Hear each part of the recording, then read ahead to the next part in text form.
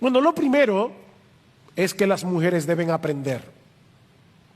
Las mujeres deben aprender. Las mujeres cristianas tienen la responsabilidad de crecer en el conocimiento doctrinal de las Escrituras, y la iglesia tiene la responsabilidad de instruirlas. Ahora, yo sé que esto puede sonar muy obvio en el día de hoy, pero en la época en que se escribió el Nuevo Testamento, esa era una enseñanza muy revolucionaria.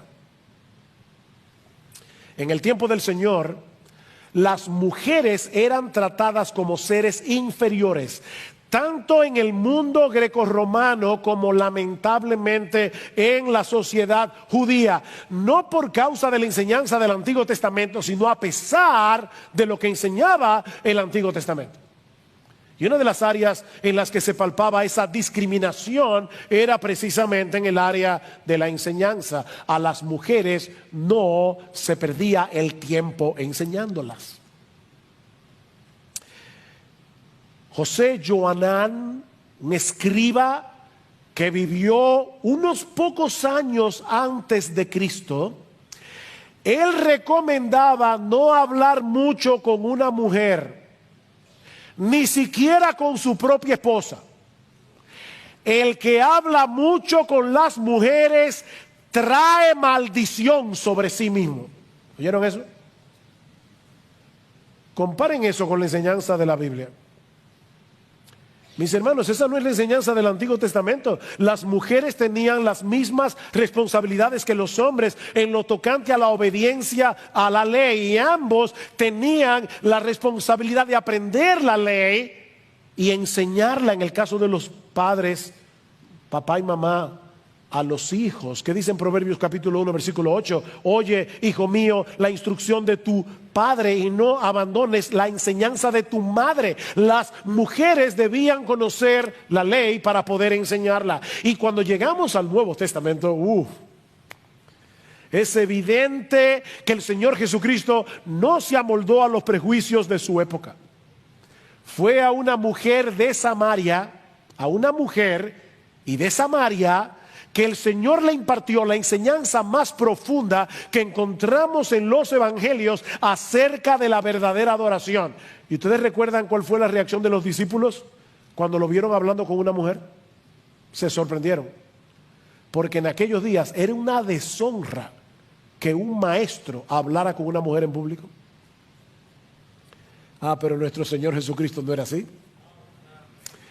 En Lucas capítulo 10 versículo 38, no solamente vemos a María sentada a los pies de Jesús como una discípula, aprendiendo de la palabra de Dios, sino que vemos a Jesús alabando a María por su disposición a entender. Marta, María ha escogido la mejor parte, le dice Jesús a Marta.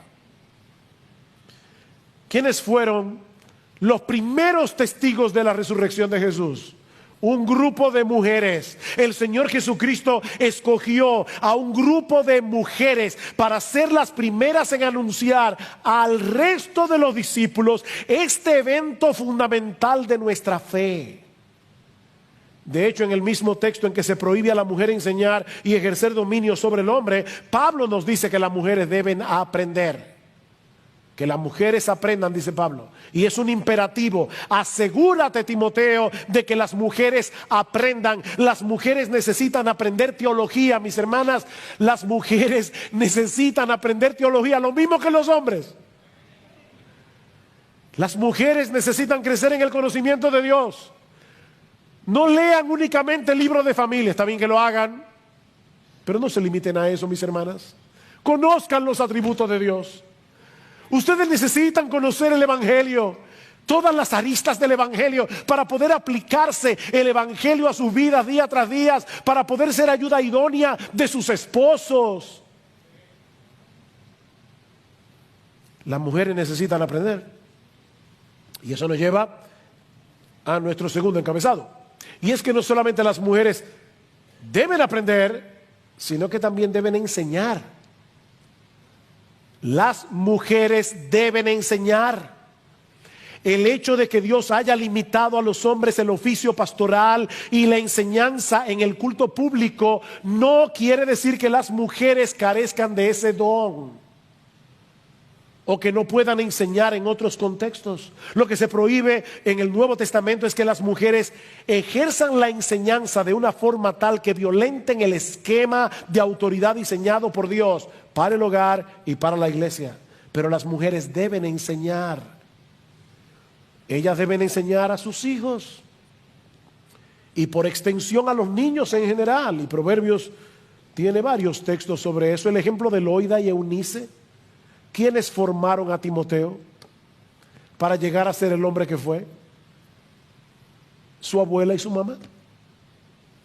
Su abuela y su mamá. Y Pablo le dice: Timoteo, recuerda lo que te enseñaron tu abuela y tu mamá, porque desde la niñez has sabido las sagradas escrituras. Ahora, ¿saben por qué Loida y Eunice podían enseñarle las escrituras a Timoteo? Porque conocían la palabra de Dios. Lean el Magnificat de María y ustedes van a ver allí la exclamación de alabanza de una mujer joven, porque probablemente María era lo que hoy se conocería como una teenager, una mujer adolescente ya llegando a la edad adulta, que conocía muy bien las escrituras del Antiguo Testamento. Las mujeres deben enseñar. Y eso es algo que debe ser enfatizado en esta época, porque la maternidad está subvalorada. Está subvalorada. Como si las mujeres que se quedan en casa enseñando a los hijos, esas sí que son ciudadanas de segunda categoría en esta sociedad en la que nos ha tocado vivir. Pero de igual manera las mujeres deben enseñar a otras mujeres. Tito capítulo 2, versículo 3 al 5 dice: las mujeres ancianas enseñan a las más jóvenes a amar a sus maridos y a sus hijos, a ser cuidadosas de su casa, a ser buenas. Y es interesante que Pablo le dice a Tito: Tito, tú sabes cómo son los cretenses, malas bestias, glotones, mentirosos, ociosos. Y en esa sociedad, Pablo está diciendo, las ancianas deben ser reverentes en su porte y deben ser maestras del bien en esa sociedad. Pero las mujeres también pueden enseñar a los hombres en ciertos contextos en que la autoridad masculina no sea socavada. Abigail fue el instrumento que el Señor usó para hacer desistir a David de lo que le pensaba hacer a Nabal. Y ustedes recuerdan en 1 Samuel 23 lo que David le dijo a Abigail cuando ella vino a enseñarle al rey. ¿Recuerdan lo que le dijo David? Mire, cállese la boca. Eso fue lo que le dijo David.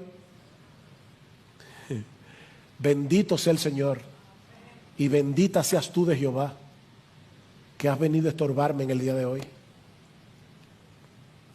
Apolos fue un gran predicador en el Nuevo Testamento. Sin embargo, él no tuvo ningún reparo en ser instruido por Priscila y Aquila. Vean en Hechos 18, 24 al 26. Y el texto griego dice que ellos catequizaron a Apolos, Priscila y Aquila, los dos. Comentando acerca de este pasaje, dice Matthew Henry: he aquí el ejemplo de una buena mujer, Priscila, que aunque no le es permitido hablar en la iglesia, aún así hace bien en una conversación privada con el conocimiento que Dios le ha dado.